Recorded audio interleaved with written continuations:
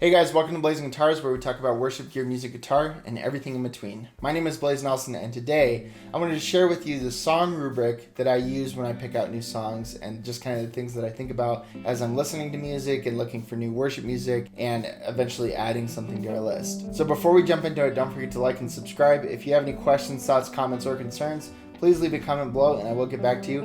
If you'd like to download the song rubric that I'm sharing today, you can do so linked on my website, which is linked in the description below. And if you'd like to support what I'm doing here on the channel, you can do so using Patreon, which is also linked in the description below. So without further ado, let's jump into it.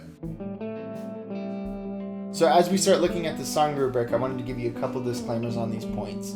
I don't follow each one of these points for every single song. They don't have to pass a certain litmus test, but these are things that I want to think about just to make sure that I'm aware of these ideas and these concepts as I'm listening to a song and trying to think about adding it. There's also elements of this that you will probably not agree with, and that's completely fine. I'm not giving you this as something that you have to do or that your church has to do. I'm just simply sharing this as something that I've thought through and just as a platform that I've used as I've been listening to music and trying to pick songs for our church to do. So you do not have to follow this. You do not have to agree with this. This is just an outline of some thoughts that I've put together as I'm thinking about picking songs. So the first piece, and there's 9 points by the way, so I'm going to kind of fly through these pretty quickly just to not have a 30-minute long video. So the first thing that I ask myself is this song from a reputable source? And I've heard people go back and forth on this of, is it okay to play songs from Christians that have fallen into sin and are unrepentant? Is it still truth-based even though they're not living in the faith anymore? Again, none of this is disqualifying for a song. These are just things that I want to be thinking about. So for me personally, I think it'd be important to pick songs from sources that I know and trust. And then that way, if like young kids go and listen to them or go look them up, or people are just kind of exploring their other music, they're not shocked or misled by something that they find. So it's just something to be aware of. Again, this isn't necessarily disqualifying. There's definitely music that has a lot of value that's been written by Christians that have fallen away, but it is something to keep in mind. The second thing is this a worship song or is it a song about the Christian life?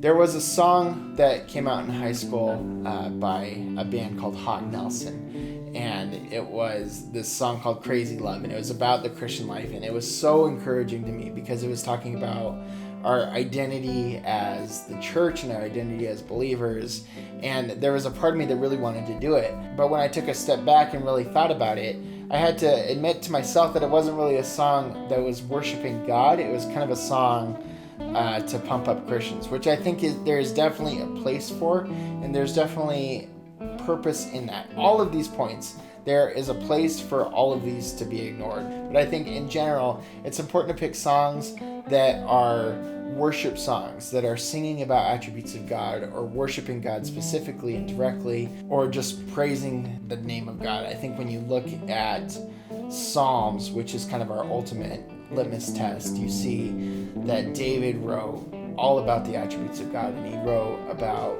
who God was and his identity, and David wrote about himself some too, and about the people of God, like in Psalms 1. So there's definitely a place for that, but the majority of the Psalms are about the character and who God is, and so I think it's important to keep that in mind as you're picking worship songs. The third point is kind of related to that, is does the song sing to God or about God? So often I think it's easy to pick songs that are about God, and a lot of the hymns are chock full of truth, but they're just sung kind of about God and not to God. And I think there's at least one of the songs in your set, I think there's room for it to point and direct to God. And I think as a church, when we sing those songs, our hearts kind of respond a little bit, because we're no longer singing this truth or this idea, but we're singing to a real and powerful and present God who is there as we're singing. And we're not just singing these ideas, but we're singing to a person, and we're singing to accomplish the task of worshiping that person. And so I think it's important to have a couple songs in your set that are worshiping and speaking directly to God. The fourth point is it scripturally sound? And I think this one's kind of big. I think it's easy to write songs that might fluff over a doctrine or something. And the biggest piece of this is not that I think Christians can't take singing a doctrinally obscure song. I think it's important because songs are so catchy and songs speak to us. I've heard it said before that music and art kind of bypass a person's intellect and hits them in their emotions. And I think it's important as we're giving the congregation catchy songs and truth songs that they're scripturally sound and don't have any glaring flaws in them, just so that the church isn't singing a lie all week. That'd be kind of a bummer. So number 5 is the song truth-based or emotional-based? And I think a lot of songs can be kind of these grand responses. God, I would lay myself down and run for 1,000 years and do all these things for your name. And there's definitely a place for that. And I think as worship leaders, we're kind of tasked with this process of leading people's emotions, which is a heavy task. So it's important not just to create this hyper emotionalized environment, but to make sure that there's truth-based mixed in there, that you're singing things that are real and raw, but that people really connect to. There's a song called Doubting Doubts that we do by Citizens.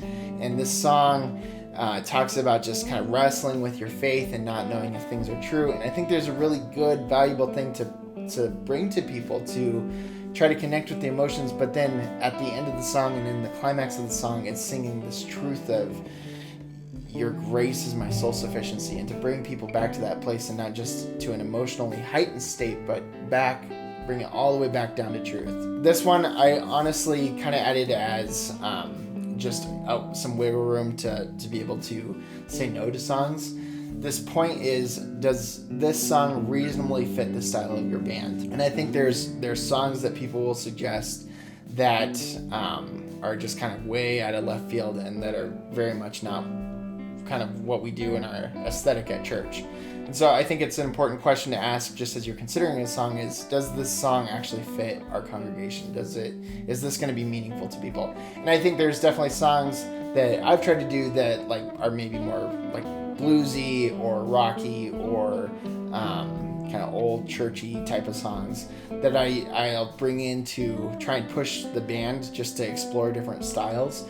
But I think it's also important not to bring something completely out of left field, because I think your congregation will sometimes disconnect with that if it's too crazy. So it's just something to keep in mind. This next one is completely and totally subjective, but it's important to ask, is this actually a good song? And I know that's really hard because different people would define good differently, right? And so for me, what I ask is it well written? Is it well composed? Is it relatively simple but has interesting melody lines? Does it effectively communicate a concise idea? And so these are just things that I'm trying to chew on as I'm listening to a song, not just through my own goggles of what I think good music is, which I'm extremely picky, but just to bring it out a little bit more and just to give it an objective rubric or something to hold up against it to say, is the song actually well written? And I think there is music that is not as well written that we tend to sing anyway. So it's just something to keep in mind. So 2 more. One is, can this song easily fill 3 to 5 minutes without repeating anything over and over? And this comes with a huge caveat. I think there are songs that are important to repeat over and over again. And I think when you sing, for example, God, You Are Good, the 5th time that you sing it is a little bit different than the first in a good way. I think as you sing truth, people kind of connect and hit and mull over that truth a little bit, and maybe they think about something and the next week they come in and it's in a completely different context based on the experiences of that week. But I think it's also important to know that people can get fatigued and tired of music if they listen to it too long. So does it have enough pieces and elements that we can kind of fit it in 3 minutes without singing, I Could Sing of Your Love Forever and Ever and Ever and Ever and Ever and Ever? So that's just something that I try to keep in mind. And then finally, is it a unique song? Does it bring a new perspective on truth? Does it explore an aspect of our faith in an interesting way? Are people hearing it everywhere? I personally like to bring music in to the church that they might not be hearing on the radio for a very specific reason. And that reason is that I believe that I can bring different truth than what they hear on the radio every single day.